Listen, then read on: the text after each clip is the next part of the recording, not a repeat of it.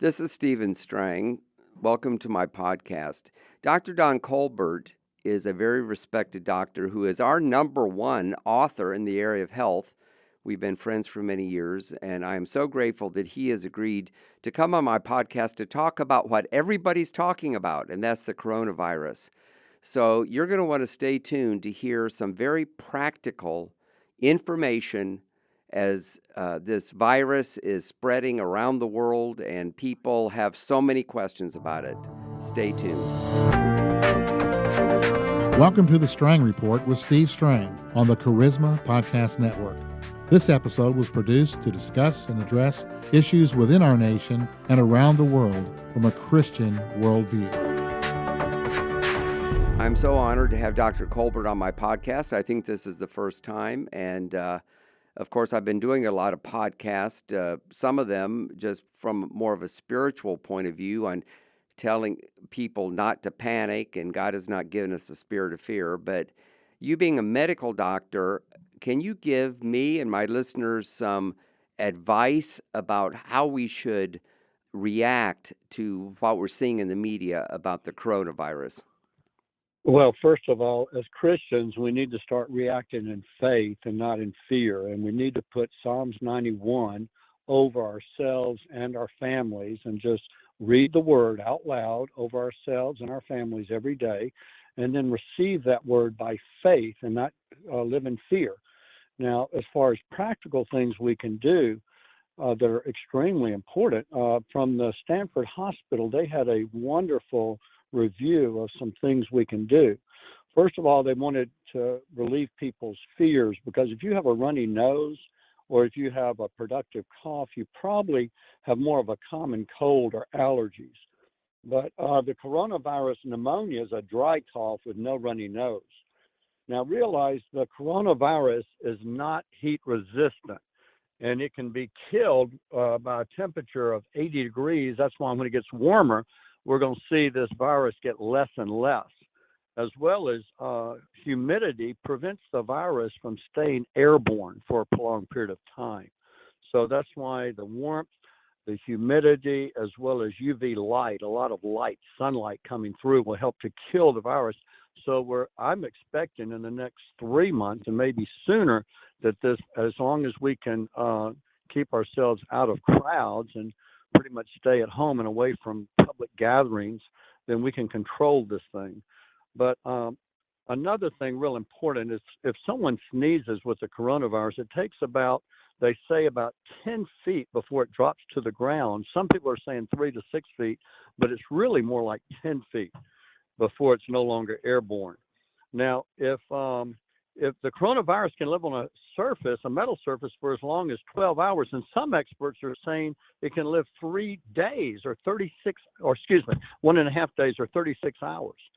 So if you come in contact with any metal surface, it's important to put hand sanitizer on your hands, as well as, or to wash your hands frequently, because again, it can stay on your hands and live on your hands for usually, it can minutes or even an hour, but they say about 5 to 10 minutes typically. It can also survive on fabric for 6 to 12 hours. So they encourage us to wash our clothes and even our coats. Now, what I've been doing, when you touch a handle, a doorknob that everyone touches, or a sink handle, realize that coronavirus can be on that. You just washed your hands and then you turn the sink off and then you've touched it. So it's important to use a Kleenex or a handkerchief. I just carry Kleenex with me and hand sanitizers, and I just turn the knob off and I open the door with the Kleenex and throw it in the trash. That's really important that we need to start doing, as well as not rubbing our eyes or touching our face. Now, this is why it's so important to just use your hand sanitizer, wash your hands frequently. Another important thing is drink a lot of liquids, and make sure that you drink hot liquids. Hot liquids, the virus hates heat. And so when you drink hot tea, hot coffee, warm soups, then it prevents that virus from attaching to the throat, and you'll literally wash it down into the gut, and then it'll be destroyed by your own enzymes. So that's why it's important to drink frequently water every 15 minutes, and to drink as many hot liquids because the virus loves cold. Quit drinking fluids with ice in it because that can just, the virus loves the cold but hates the heat. The other thing that's so important are our own body's natural antivirals. And some of the greatest antivirals in our body is in our saliva. And there's an antiviral called LL37 that's in our saliva that kills viruses. So in other words, the more saliva you have by chewing gum, preferably sugar-free gum or gum with xylitol or erythritol, then it activates your saliva that again helps to kill the virus, as well as vitamin D3 boosts antiviral activity in our body, but we need to get our vitamin D level checked and keep it at least 50 to 80 because that helps to, again, prevent the virus. How does somebody check their vitamin D levels? Well, they go to their doctor and we do a 25-OH-D3. I check all my patients' vitamin D3 levels because, in my opinion, that's our most important vitamin, and that's the vitamin that helps us maintain our immunity. And our body literally produces antivirals when we get our vitamin D optimized to 50 to 80 is ideal. But some common sense things we do that most people don't think about. When you eat sugar, you are reducing your immune function. If you eat like 100 grams of sugar, like a couple of sodas, drink sodas, a piece of cake or pie, what happens is you decrease your white blood cells' ability to effectiveness to kill viruses by 40% for 5 hours. So every time you get a hit of sugar, you're weakening your immune system. You're inviting the coronavirus in. So that's if you're exposed to it, because right. Just being in someone's presence with the coronavirus doesn't necessarily mean that you're exposed. And even if you're exposed, it doesn't necessarily mean that you're going to get it unless maybe you're older or your immune system is weak. Correct. I'm no doctor, of course, but for years I've understood, maybe you're the one that told me, that there's enough germs floating around to make all of us sick all of the time. But if we have a strong immune system, of course, we can be exposed to those, whether it's the common cold or other things, even the flu. Right. If someone, the statistics that are coming out about the flu is astounding. I never really paid much attention to this, but I mean, they throw all kinds of numbers around. Apparently, it varies from year to year depending on how bad flu season is, but it's like maybe 25,000 people or more die of the common flu every year. And of course, far fewer than that have died so far with the coronavirus. And the coronavirus is a type of flu, isn't it? Well, yes, it's not that we had the H1N1, which is a new type of flu back in 2009. But the coronavirus is a unique virus in that our immune system has not been exposed to this. So people that are older are especially vulnerable. But like you said, with the flu, about 30,000 people die each year of the flu, or 20 to 30,000, but about 30 million contract the flu. But it affects mainly the very young, the very old. But with the corona, it mainly affects the elderly, especially 70 and 80-year-olds. Now, if you remember, the greatest flu was in 1918 when it killed over 1 million people around the world. And that was, they say it was worse than, 100 million people worldwide in 1918. And it killed more people in 24 hours or 24 weeks than AIDS has killed in 24 years. It killed more in a year than the Black Death killed in a century. But so that was the worst flu we've ever had of 1918. But again, this is nothing in comparison. But you know what kept that under control finally? We had lost control in America because of the large crowds. Finally, when they started avoiding the crowds, and the flu got under control because it mutated and became a less virulent strain. Well, that's interesting. Again, so we hear that a lot of things are being canceled. So should people do that, or should we just, like yesterday, I was in a store. I don't feel any fear. In Seminole County, Florida, where I live, there's only been one case, and we don't know how serious it is, but the person hasn't died. I feel like going on life at normal. Am I being naive, or at what point should we? Yes, I definitely think that we should limit our crowd exposure. I would not go to real busy restaurants. You don't want to be around where people are coughing and sneezing because that's usually how it's transmitted, and especially on metal surfaces. But let me just read this because, Steve, I was kind of like you a few weeks ago, but then I just got a email from a friend of mine who has a friend in Italy, and she just wrote this, so I'd like to read it, okay? Okay. To just paint the picture of what's going on in Italy, because, a couple of months ago, Italy was like the U.S. It had just started. But she says, I'm writing to you from Bergamo, Italy, at the heart of the coronavirus crisis. The news media in the U.S. has not captured the severity of what is happening here. I'm writing this post because each of you today, not the government, not the school district, not the mayor, each individual citizen has the chance today to take actions that will deter the Italian situation from becoming your own country's reality. The only way to stop this virus is to limit contagion, and that's limit crowd exposure. And the only way to limit contagion is for millions of people to change their behavior today. If you are in Europe or the U.S., you are weeks away from where we are today in Italy. I can hear you now. It's just a flu. It only affects old people with preconditions. There are two reasons why coronavirus has brought Italy to its knees. First, it is a flu. As a flu, it is devastating when people really get sick. They need weeks in the ICU.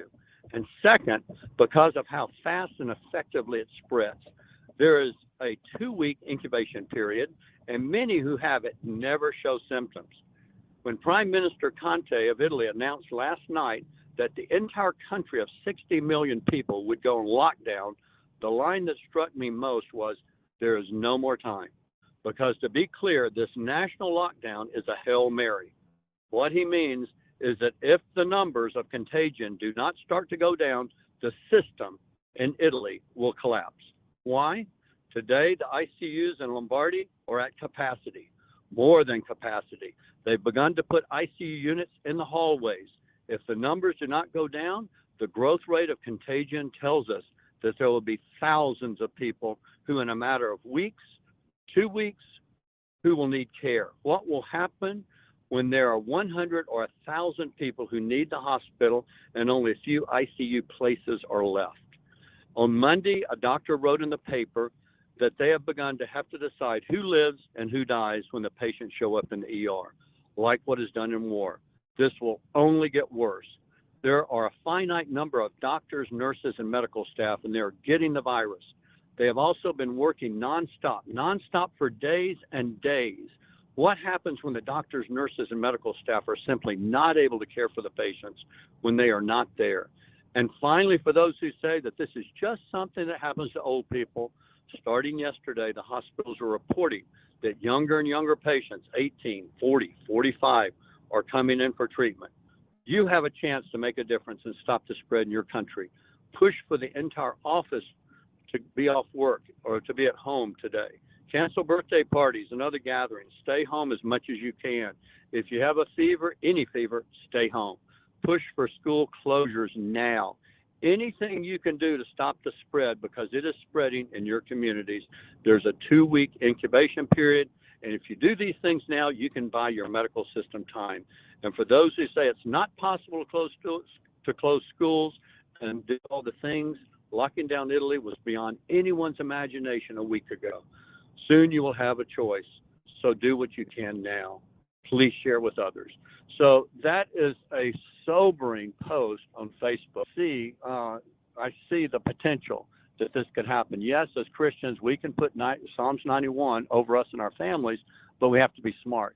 This is a novel virus. It's unprecedented what is happening in this country and around the world with this pandemic, and we cannot take this too lightly.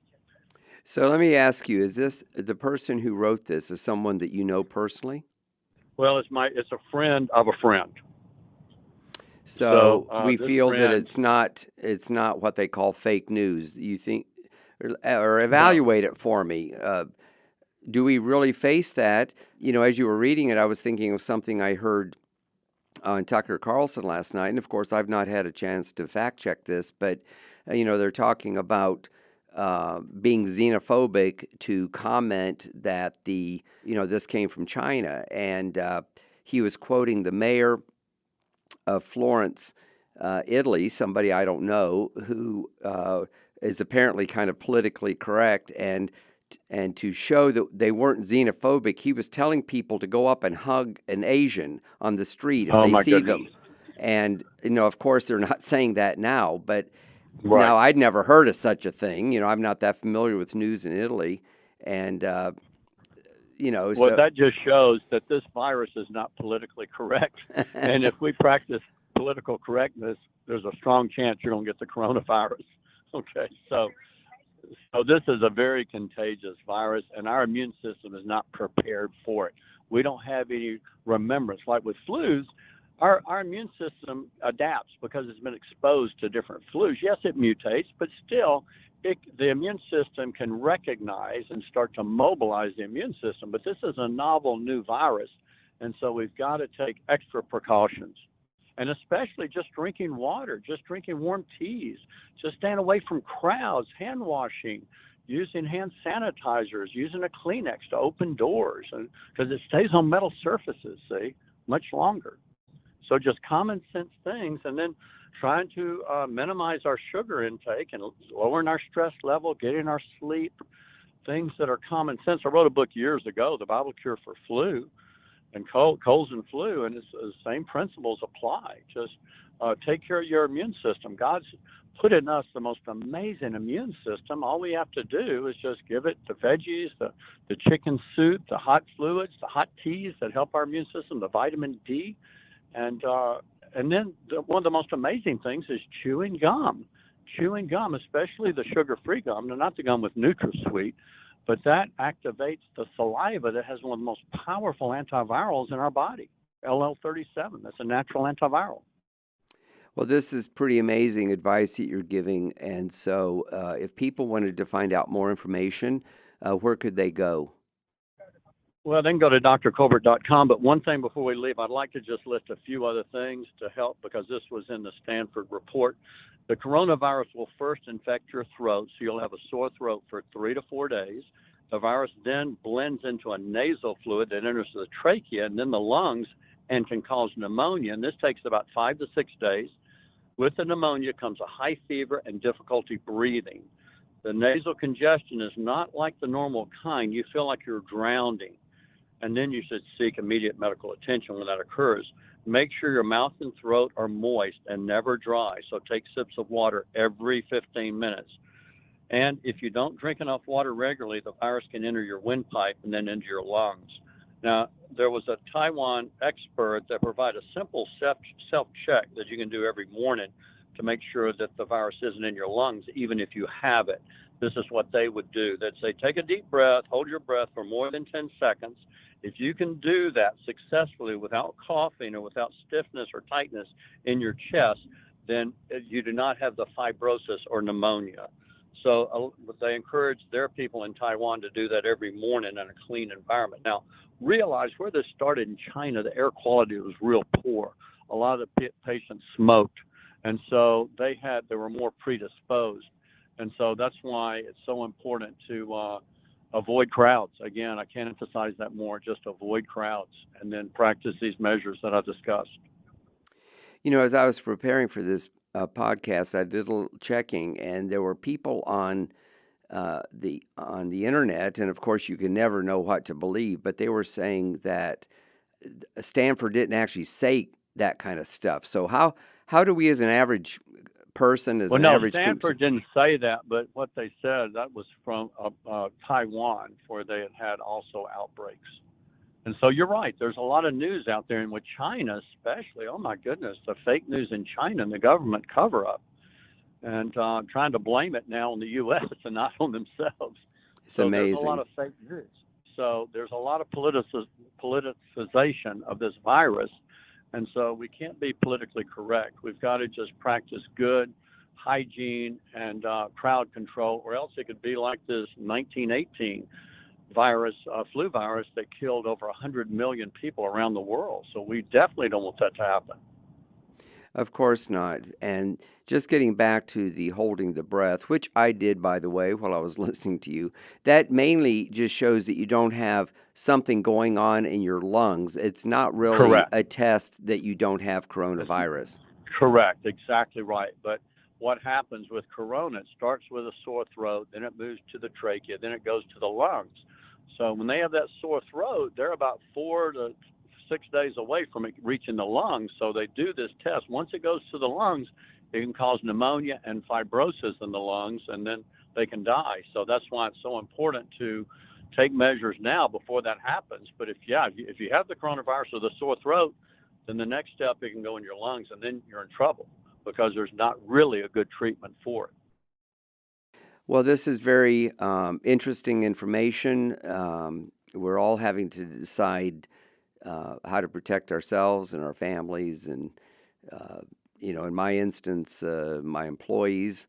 So I'll give you the last word, and also tell us again your website so people could get more information, and of course they could go online to get that book, The Bible Cure for the Flu. Oh, well, first of all, my website's drcolbert.com. And the word I'd like to leave everyone, listen, this is not forever. It's about 6 to 12 weeks. If we can just pretty much avoid crowds and do these measures 6 to 12 weeks, you'll see this thing turn around, especially with the warmth coming in with the spring and summer and increased humidity. And then do the most important thing. Live in faith, walk in faith, put in Psalms 91, read the whole chapter around you and your family, and believe God and watch this thing pass us. No plague will come nigh you, and no plague will come near your dwelling place. And this is a plague. And that's a promise in the Word, and he looks over his Word and honors his Word and performs his Word. So we have to just stand in faith and believe his Word and speak it out and declare it, and then watch this thing pass by us, just like the death angel passed over the children of Israel when they were in Egypt.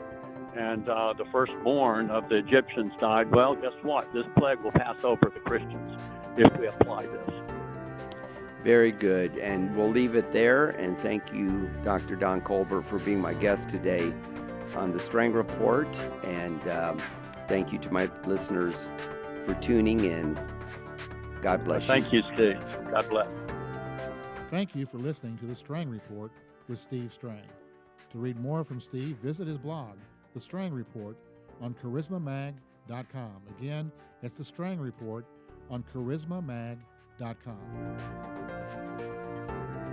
This has been a production of the Charisma Podcast Network. Steve and Joy Strang are the founders and owners of CPN. Dr. Steve Green is the executive producer of the Charisma Podcast Network.